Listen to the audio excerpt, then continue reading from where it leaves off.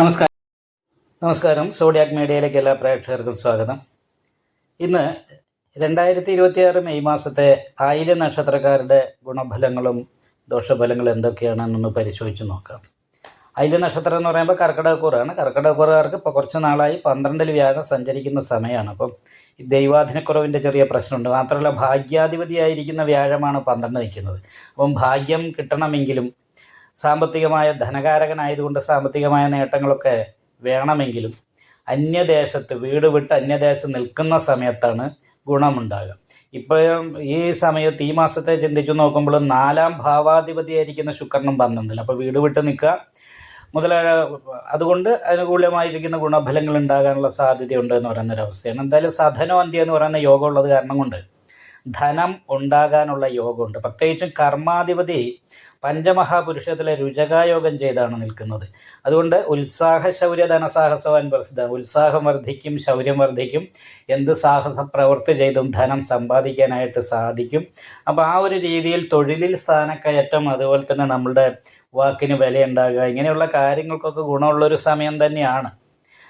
അപ്പോൾ ആ ഒരു ഗുണമുള്ളത് കൊണ്ട് ജോലിയുടെ കാര്യത്തിൽ വലിയൊരു പ്രശ്നമില്ലെങ്കിൽ പോലും ലഗ്നത്തിൻ്റെ 2-ൽ ക്ഷുദ്രകാരകനായിരിക്കുന്ന കേതുവാണ് നിൽക്കുന്നത്.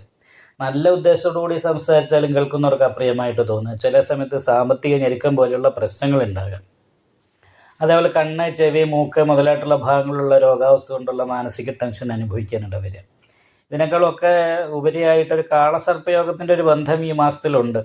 അതായത് നമ്മൾ എത്രമാത്രം മുന്നോട്ട് പോകാനായിട്ട് ശ്രമിച്ചാലും നമ്മളറിയാത്ത ഒരു ബ്ലോക്ക് നമുക്ക് വന്ന് നമ്മളെ മുന്നോട്ട് വിടാതെ ഇരിക്കുന്നൊരവസ്ഥ.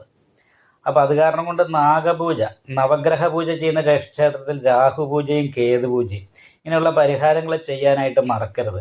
അതേ സമയത്ത് ഭാഗ്യസ്ഥാനത്ത് നിൽക്കുന്നത് ശനിയാണ്. ശനി നിവർത്തി സ്ഥാനാധിപതിയാണ്.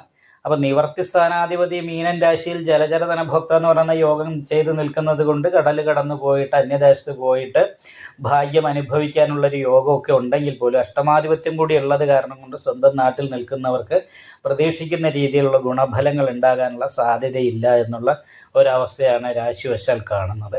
അത് മാത്രമല്ല നിപുണായോഗമുണ്ട്. അപ്പോൾ നിപുണായോഗമുള്ള കാരണം നന്നായിട്ട് സംസാരിക്കാനും ചെയ്യുന്ന പ്രവൃത്തി നല്ല രീതിയിൽ പ്രവൃത്തി എടുക്കാനുള്ള നൈപുണ്യം കാണിക്കാനൊക്കെ സാധിക്കും.